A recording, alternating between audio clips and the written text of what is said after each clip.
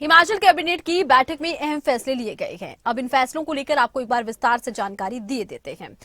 तो देखिए, 3 नए नगर निगम हमीरपुर, ऊना और बद्दी, 2 नए नगर परिषद और 6 नई नगर पंचायतों के गठन को मंजूरी दे दी गई है। लोक निर्माण विभाग के मल्टीटास्क वर्कर्स के मानदेय को 500 रुपए बढ़ा दिया गया है। इसके अलावा 70 साल से ऊपर के सभी बुजुर्गों को आयुष्मान भारत योजना में शामिल किया जाएगा। विधवा, एकल और विकलांग महिलाओं को घर बनाने को लेकर 3 लाख रुपए दिए जाने को मंजूरी। राजीव गांधी स्वरोजगार स्टार्टअप योजना 2023 को लागू करने की मंजूरी दी गई है। राजीव गांधी स्वरोजगार योजना में 50,000 किराए पर सरकारी विभागों में ई टैक्सों पर फैसला। राज्य कर आबकारी विभाग में सहायक राज्य कर को लेकर भी ये फैसला सामने आया है। तो आपको बता दें कि कई बड़े फैसले लिए गए हैं। हमीरपुर मेडिकल कॉलेज के लिए 30 पद सीनियर रेजिडेंट डॉक्टरों के सृजित कर भरने की मंजूरी दी गई है।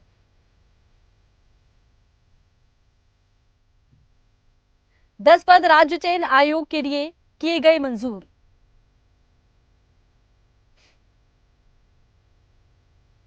गुमा में सामुदायिक स्वास्थ्य केंद्र के लिए 4 पद सृजित करने और भरने को मंजूरी दी गई है। हरोली के निजी नर्सिंग कॉलेज में जीएनएम के पद 40 से बढ़ाकर 60 किए गए।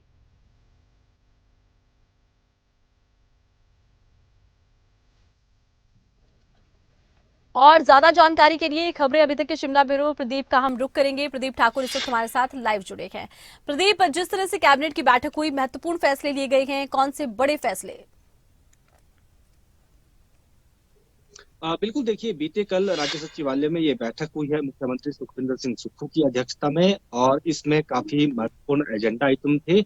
और एक जो विषय सीपीएस से जुड़ा चला है, उसको लेकर भी इसमें चर्चा की गई है, क्योंकि मुख्यमंत्री ने पहले ही कहा था कि हम सीपीएस जो एक्ट जो है निरस्त किया गया है, नियुक्तियों को रद्द किया गया है हाईकोर्ट की तरफ से, उसको लेकर जो है सुप्रीम कोर्ट का रुख करेंगे, तो उससे पहले कैबिनेट को पूछा जाएगा।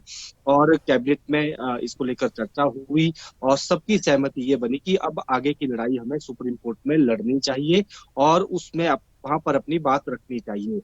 इसको लेकर विस्तृत चर्चा की गई और उसकी जानकारी भी जब कैबिनेट मंत्री जगत सिंह नेगी ने दी, तो उन्होंने कहा कि हाईकोर्ट का फैसला बेशक सम्मान है और उसके बाद जो स्टेप उठाने थे वो उठा भी लिए गए हैं, लेकिन अंतिम फैसला सुप्रीम कोर्ट का ही माना जाएगा।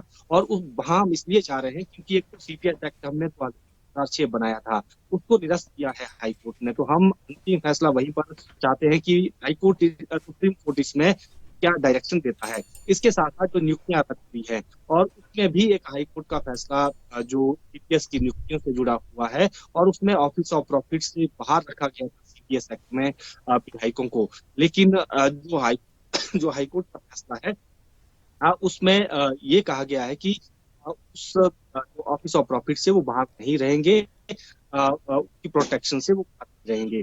अब ये भी एक चुनौती सरकार के पास आ गई है कि अगर ये निरस्त हो जाता है और प्रॉफिट से बाहर नहीं होते हैं, तो ऐसी स्थिति में जो विधायक सीपीएस बनते हैं उनकी विधायकी पर संकट मंडरा गए हैं। और इसको लेकर बीजेपी भी अपना रुख जो है वो अब जल्द ही साफ करने वाली है कि वो आगे क्या करेगी। क्या इस हाईकोर्ट के फैसले के बाद वो हो सकता है कि राजभवन जाए, वहां पर उनकी विधायकी खत्म करने के लिए, इनको इनकी डिस्क्वालिफिकेशन के लिए वहां पर याचिका जो है वो दे। तो ऐसी स्थिति में सुप्रीम कोर्ट का रुख करना ठीक रहेगा, ताकि सुप्रीम कोर्ट से स्टे लिया जा सके और फिलहाल के लिए जो राहत कहीं ना कहीं मिल सके। तो ये सारी विषय इसमें चर्चा में आए हैं कि कैसे सुप्रीम कोर्ट में अब लड़ाई लड़नी है, कौन वकील करने हैं और क्या वहां पर अपना पक्ष रखना है, इसको लेकर चर्चा की गई। और काफी महत्वपूर्ण कल के लिए ये चर्चा थी सीपीएस से जुड़ी हुई। और इसके साथ साथ कई महत्वपूर्ण फैसले भी लिए गए हैं। 3 नए नगर निगम अब प्रदेश में बनेंगे, जिसमें एक तो हमीरपुर होगा, दूसरा बद्दी और तीसरा ऊना। इन 3 क्षेत्रों को नगर परिषद से कन्वर्ट करके अब नगर निगम बनाने का फैसला कैबिनेट ने किया है। और जो मल्टीटास्क वर्कर पीडब्ल्यूडी में लगे थे, उनका मानदेय भी 500 रुपए बढ़ाया गया है और अब उनको 5,000 रुपए महीना मिलेगा। इसके साथ साथ जो आयुष्मान भारत योजना है, उसमें अब 70 साल से जो ऊपर की महिलाएं हैं उनको जो जो हेल्थ कवर है वो देने का फैसला भी राज्य सरकार ने किया है, क्योंकि केंद्र ने भी ये फैसला किया है तो राज्य सरकार ने भी इसको अडॉप्ट किया है। और इसके साथ साथ बाकी भी कई जो नए पद हैं वो सृजित किए गए हैं इस कैबिनेट में। हालांकि थोड़े पद सृजित किए गए हैं अलग अलग विभागों में।